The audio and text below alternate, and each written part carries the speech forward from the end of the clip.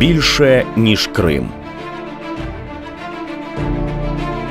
Великі люди маленького народу.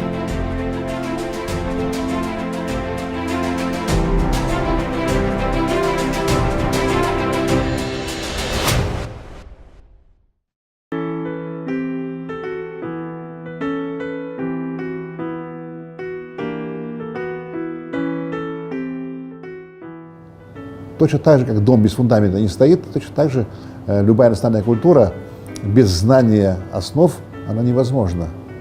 Вот. Она не будет национальная. Вот. А я себе не мог такой роскоши позволить. Все-таки я хочу быть национальным художником, национальным композитором. Джеміль Каріков останні декілька років живе у Києві. Грає національну музику на аутентичних інструментах у київських кримсько-татарських закладах.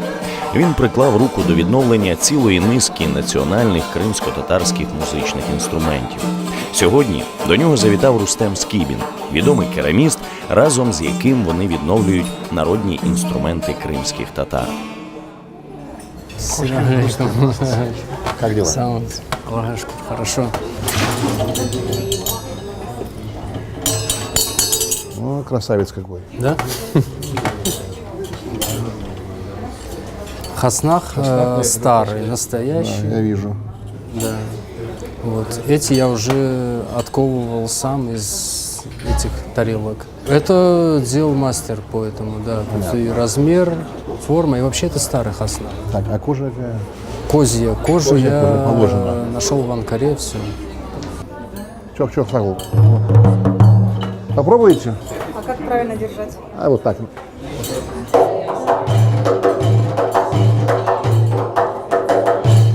Вот так намного лучше. Да. Очень аккуратная работа, Рустем, поздравляю. Ну что, опробуем инструмент, да, Вы этот? тогда оставляйте, да, поиграйте пару дней. И... Созвонимся. Да, сагул. Чок, сагул.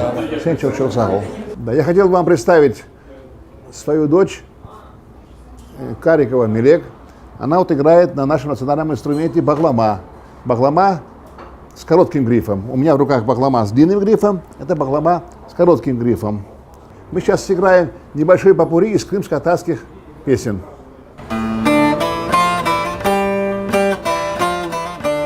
Завдяки Джемілю Карікову було повернуто з небуття велику кількість майже забутих народних пісень. Все почалося після того, як Джеміль Каріков закінчив консерваторію в Узбекистані. Там він народився, і там жили його батьки – кримські татари, репресовані радянською владою.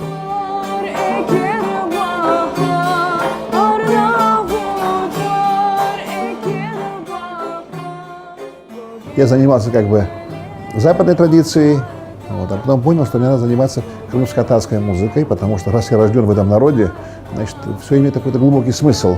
Раз Аллаху, Богу было угодно так, что я родился в этом народе, значит, нужно какую-то пользу принести этому народу. А человек, который занимается любым видом искусства, и в частности музыкой, он должен быть национально узнаваем.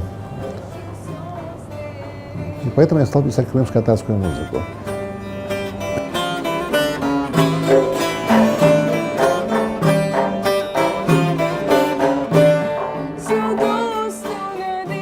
Знаете, сейчас есть всевозможные синтезаторы, там, сэмплеры и так далее. И то же самое, что иметь шикарный автомобиль, предположим, и прокатиться на автомобиле. И то же самое можно там, на лошади, очень красивой. Да? Другие ощущения совершенно. Это как, знаете, пить воду из чистого горного источника. Вот, и купить просто газировку. Все почалося із мандрівки в Туреччину. Свій перший національний інструмент – саз або баглама Джеміль Каріков знайшов саме там. В Анталии это случилось, я как-то пришел, ну, во-первых, эта музыка звучала везде, потом я как-то пришел в один из музыкальных магазинов, я уже знал, что я хочу себе купить. Это инструмент называется баглама, или просто в народе еще называют его саз. Вот. Я увидел несколько сазов, попробовал, как потом выяснилось, это со мной сыграло злую шутку, это просто был какой-то туристический вариант. То есть этот инструмент можно было просто повесить на стенку и любоваться им. Если брать крымско-татарскую музыку ханского периода и турецкую классическую музыку, они совершенно идентичны. Идентична их ладовая сторона, одни и те же махамы, идентична их метроритмическая сторона, одни и те же усули, идентичные формы. Это формы пишрафа, форма сасима и форма таксима, импровизации в ладу. Поэтому судите, насколько это близко все.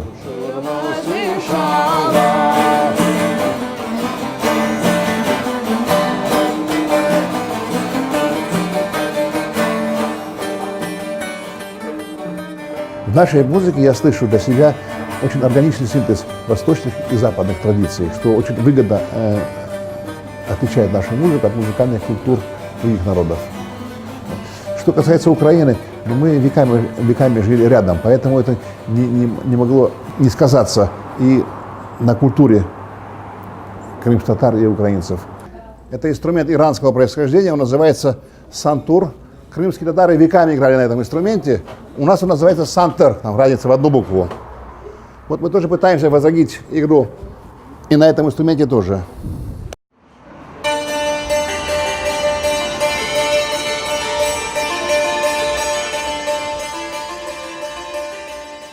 Вы знаете, композиторов это же вообще редкая очень профессия, да?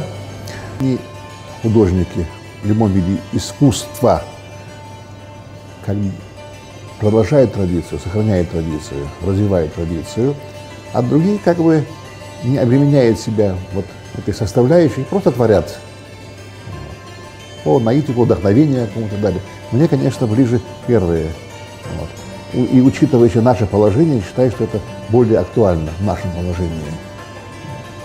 Сохранение и развитие нашей крымско-татарской культуры. Почему? Потому что существует такое понятие код нации, национальный код. Да? Вот. Поддержать его, раскрыть все красоты, которые заложены в этом коде, это одна из задач национального художника.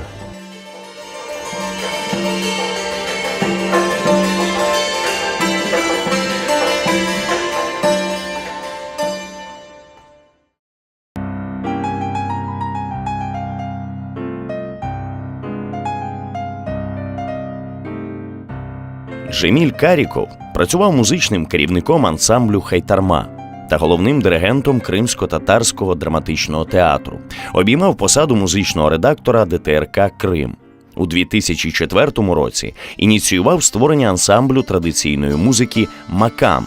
Саме завдяки «Макам» старі національні кримсько-татарські пісні зазвучали знов. Около 1000 народных песен с разными оркестрами, потому что в Крыму очень много оркестров, с разными оркестрами, с разными певцами записал. Это осталось как бы в истории, это осталось как клад для нашего народа. Кариков один из тех композиторов, который вошел в глубину народной музыки, старается изучить ее основу, гармонию. До него никто этим не занимался.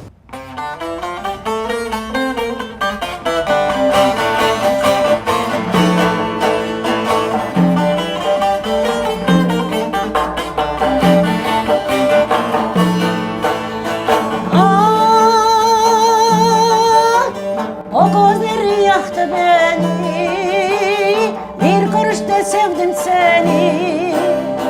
O gözlerin yaktı beni, bir görüşte sevdim seni. Seni gördüm, seni sevdim, gül gibi sarardım, soldum. Reddetmeye bırakma beni. Где сохранилась крымско-татарская музыка? Понятно, что не было ни ансамбля, ни радио, ни тем более телевидения. Наша музыка звучала в основном на торжествах, на свадьбах, на днях рождения, потом на праздниках национальных. Вот. И были музыканты, которые исполняли эту музыку. И вот так вот как бы передавали из уст в уста. Почему, собственно говоря, остается тот или иной фольклорный образец? Значит, почему народ своей мудрости оставляет что-то? Значит, здесь есть, ну, прежде всего, огромный заряд энергии положительной. Да? Иначе бы все это кануло бы в лету. В один воскресный день, предположим, собрались 20-30 человек. Сказали, вот давайте же песню напишем. Так не было. Естественно, за каждой песней или за инструментальным наигрышем стояли анонимные авторы. Вот. История в подавляющем большинстве случаев не сохранила для нас имена этих создателей, но самое главное, остались их творения. Seni gördüm, seni sevdim, gel yanıma tur meleğim, ateşlere yakma beni.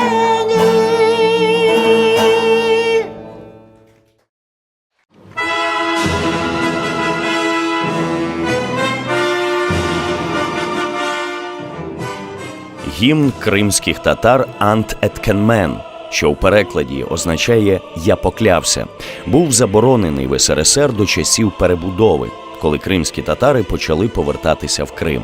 Саме завдяки Карікову у 2016 році зі сцени Київської опери зазвучала академічна версія гімну.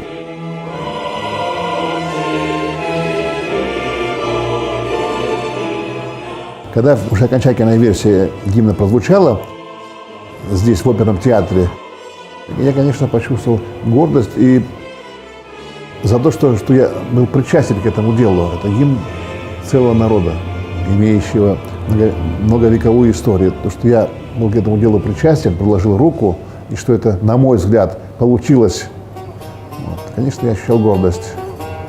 В моем родном городе, родном по отцовской линии, отец у меня родился в Симферополе или в Ахмечите, да, есть 5 музыкальных школ. И ни в одной из этих школ предметов, связанных так или иначе с крымско-татарской музыкой, их нет. Я думаю, что это вопрос будущего. Мы вернемся в свободный Крым уже, в Крым в составе Украины, а мы живем надеждой, крымские татары. Вот мы волей судеб оказались здесь, в Киеве, да? Вот. Но мы живем верой, что мы вернемся на свою родину.